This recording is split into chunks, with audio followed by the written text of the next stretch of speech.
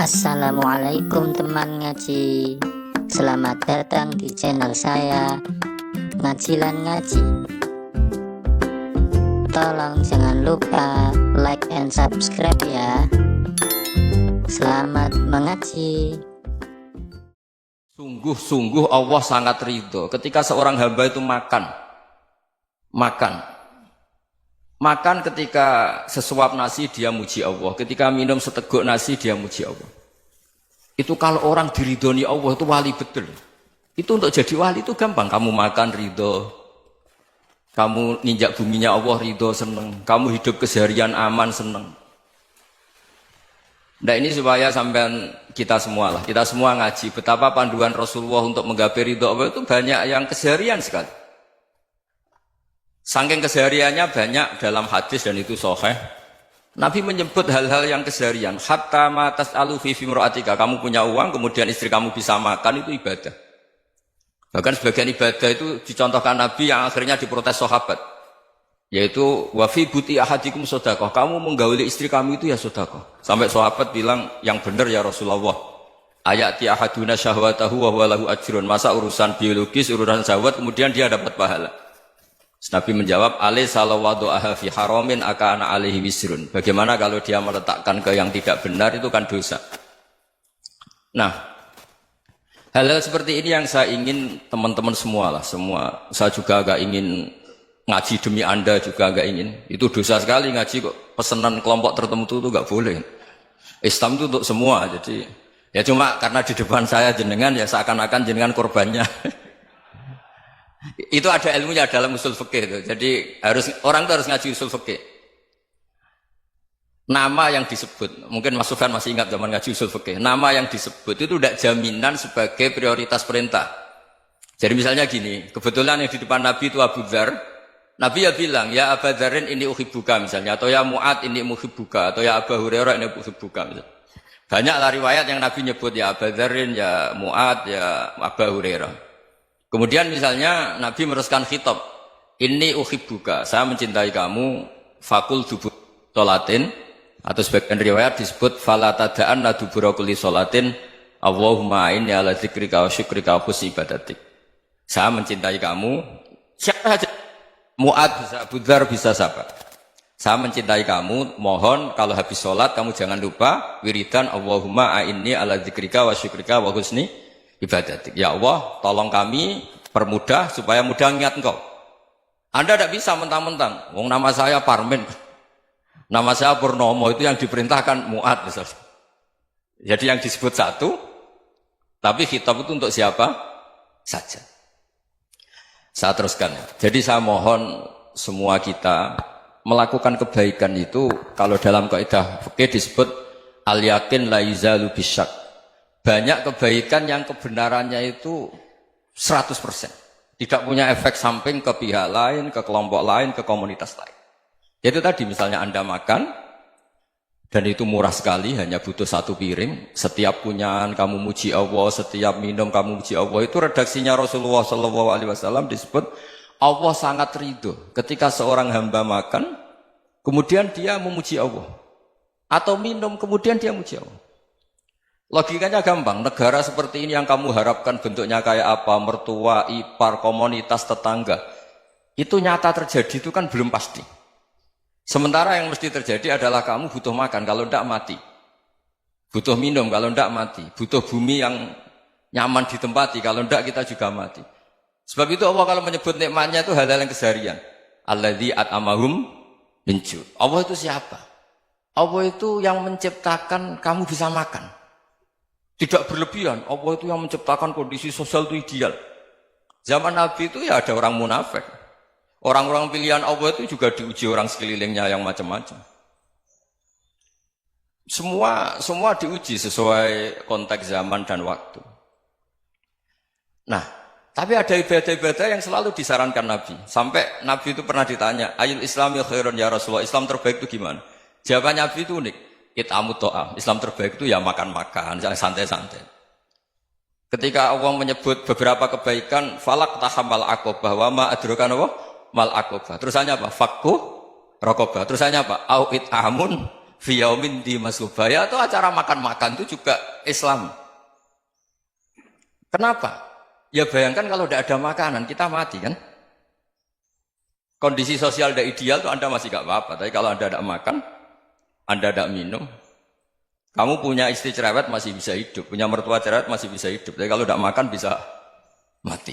Berarti penting mana istri sama makan? Penting mana? Makan. Semoga istri Anda dengar, nanti kamu disuruh makan tapi pulang deh. Itu kalau dibahasakan makan masih memahami, penting mana nasi satu piring dengan istri. Nggak ada nasi mati, nggak ada istri belum mati. Penting mana? Gak berani jawab kan? Nah, ternyata Anda ada garang kan di depan istri. Jadi saya mohonlah, mungkin Mas Sufyan Sauri tadi yang bisa bantulah. Teman-teman tuh ngaji yang keseharian saja. Karena kita nyari ridha Allah itu berdasar firman Allah. Dan firman Allah itu menyebut keseharian tuh riang, gampang. Itu tadi misalnya wa min ayatihi manamukum billaili wan nahar. Termasuk ayat-ayat Allah itu kamu tidur. Maka dulu itu ada guyonan, ada tokoh Mu'tazilah, kelompok dalam Islam yang berpikir manusia itu bisa menentukan ikhtiarnya sendiri. Karena saya bisa duduk, ingin berdiri, berdiri. Karena kelompok ini enggak terima kalau semua kehendak Allah, nanti bagaimana kalau semua kehendak Allah kok ada hisab ya, ada sanksi. Lucunya itu dia akhirnya, ini cerita ya, mencintai seorang perempuan, cantik sekali. Dan itu dia menjadi ahli sunnah itu oleh hal-hal yang sepele. Karena istrinya cantik, ya namanya suami istri itu hubungan intim.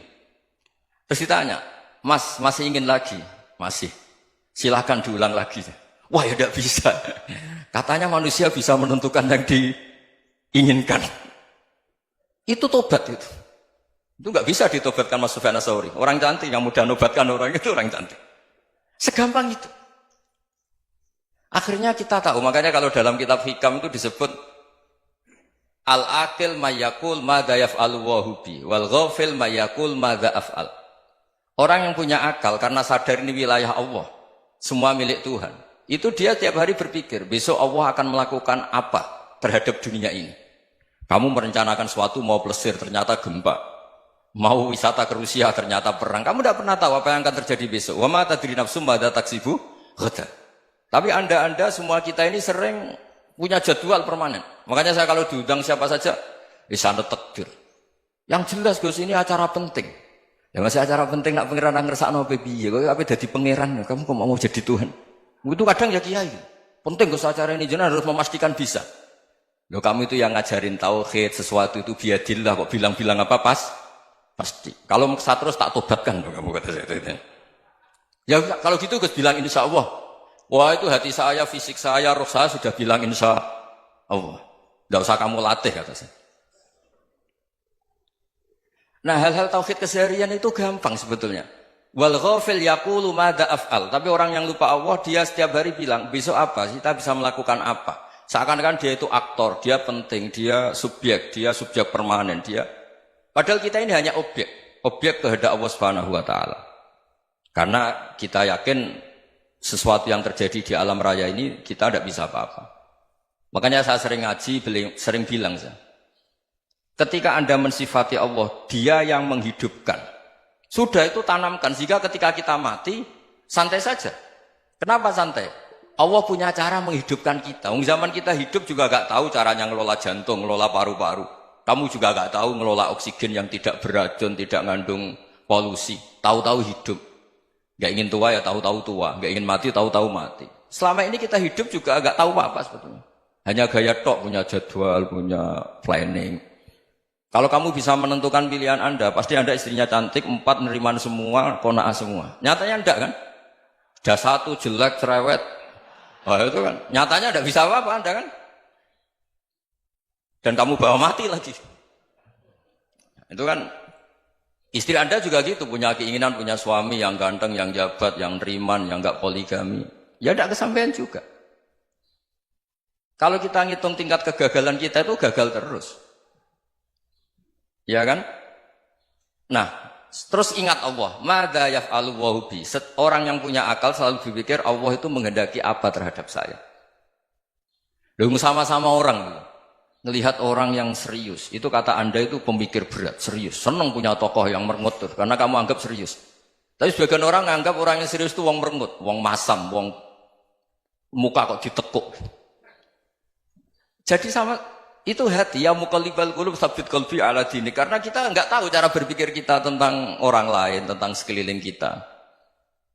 Misalnya kita orang baik yang jenis ngrumat fakir miskin. Ada orang bangun masjid mewah itu janggal. Apa artinya masjid mewah kalau banyak orang kelaparan? Tapi kalau yang jenis pendidikan apa artinya masjid mewah kalau tidak bisa ngaji? Nanti yang jenis infrastruktur apa artinya ini kalau semuanya punya sudut pandang yang berbeda-beda. Dan Islam mengapresiasi semua kebaikan. Tapi katakan semua kebaikan itu adalah kehendak Allah Subhanahu wa taala. Karena apapun baik Anda itu pakai fasilitas yang diberikan oleh Allah Subhanahu wa taala. Sehingga ini yang disebut kulillah tsumadarhum fi khawdihim yal'abun. Ya kembali tadi ke tema-tema bahwa keseharian Anda ini sudah Islami. Saat Anda tidak bisa melakukan apa saja. Saya sering ada jenazah, biasanya kalau tetangga meninggal saya sering disuruh ngelepas. Saya bilang orang ini baik karena sering ngelamun di rumah, sering nganggur di rumah. Ditanya sama anaknya, kenapa Gus nganggur baik? Ya kalau dia nganggur artinya juga agak berbuat sesuatu yang maksiat kan? Ya kan? Orang nganggur di rumahnya ya tidak bunuh orang, tidak maling, tidak korupsi, ya namanya nganggur di rumah. Lah cuma istri cara pandang nganggur gak menghasilkan uang itu. Tapi juga gak menghasilkan kriminal kan? Jadi sebenarnya Islam itu cara, makanya kalau sampai ngaji usul fikih itu ada kitab usul fikih namanya Lubul Usul, itu terkenal sekali di pesantren itu. Itu kalau ngapresiasi keseharian itu luar biasa. Izma min mubahin illa wa yatahaqququ bihi tarku haramimma. Karena keseharian yang mubah saat Anda lakukan itu ada kehebatan yang luar biasa, yaitu meninggalkan haram. Makanya dulu banyak orang-orang alim ketemu temannya itu guyon sampai semalaman. Itu biasanya yang semangat Islam itu kiai kok tidak tahajud, kiai kok tidak witir. Orang yang sedang mapan uangnya banyak, malam itu tidak kelayaban itu sudah luar biasa. Melawan nafsu supaya tidak maksiat itu sudah luar biasa. Supaya lupa guyon sama temannya semalaman sampai subuh. Gejolak-gejolokan mengenang zaman miskin, zaman kuliah nggak jelas, zaman apa. Melihatnya jangan takut tahajud. Seperti ini meninggalkan tahajud, tapi meninggalnya ini talkul muharramat. Jadi kayak apa hebatnya? Sehingga Imam Ghazali punya riwayat yang agak unik. Hatta takuna ibadatu akhiri hadil ummah iku an-naum. Sehingga suatu saat ibadah terbaik umat ini itu tidur. Itu kan riwayat kontroversi. Ketika Imam Ghazali saja, kenapa iya? Kenapa kamu mulai keluar dari rumah itu sudah banyak maksiat, melihat perempuan yang enggak mahram, melihat fenomena. Tapi kalau kamu tidur itu enggak melihat apa-apa. Tapi juga kamu jangan menganggap tidur itu ibadah betul. Saatnya melakukan fardu ain malah masih tidur. Tapi itu sudut pandang yang menjadikan kita Islam itu gampang. Jadi saat Anda tidak bisa aktivitas apa-apa, misalnya ada beberapa orang yang lumpuh. Lumpuh itu memang nggak bisa Jumatan, nggak bisa ibadah, tapi dia juga nggak bisa maksiat. Tidur itu memang Anda saat itu tidak bisa tahajud, tidak bisa witir, tapi saat itu ada zina, ada maling, tidak gosipkan orang, tidak bully orang, tidak menanamkan kebencian, tidak hasud. Sehingga tidur menurut Allah Ta'ala wa min ayatihi manamukum billaili apa? Wan-nahar. Karena di tidur itu selain ada unsur istirahat, jaga kestamina, juga ada unsur meninggalkan beberapa keburukan. Nah saya mohon ibadah yang keseharian ini kita jaga. Supaya kita semua baca ayat itu fasih. Fasih itu tertanam di hati. Allah itu siapa?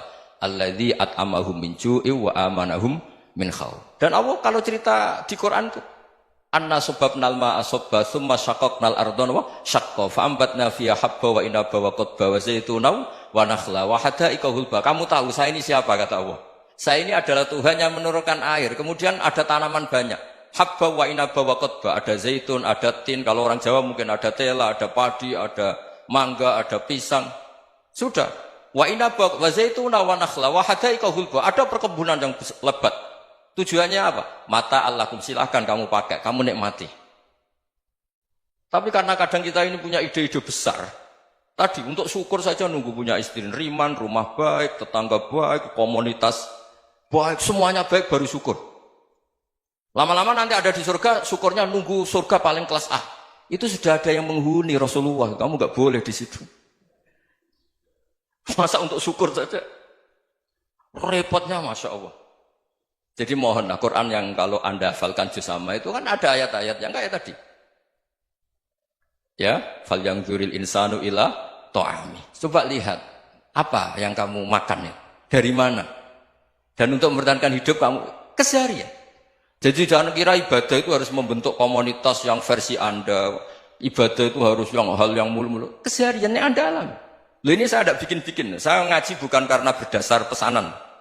Itu ayat yang saya baca kan betul ada ayatnya kan. Fal yang dzuril insanu ila ta'ami. Anna sobabnal ma'a sobba. Thumma syaqaqnal ardo syaqqa. Fa'ambasna fiha habba wa inabau wa qadba wa zaitunaw wa nakhla wa hadaika khulba. Terusannya apa? Mata'al lakum. Silakan kamu nikmati. Mata itu silakan kamu nikmati. Ya kayak sampean dikasih hidangan ya makan. Ya sudah makan. Habis makan ya minum. Habis itu ngantuk ya tidur. Ya sudah normal-normal saja. Kayak apa indahnya Islam.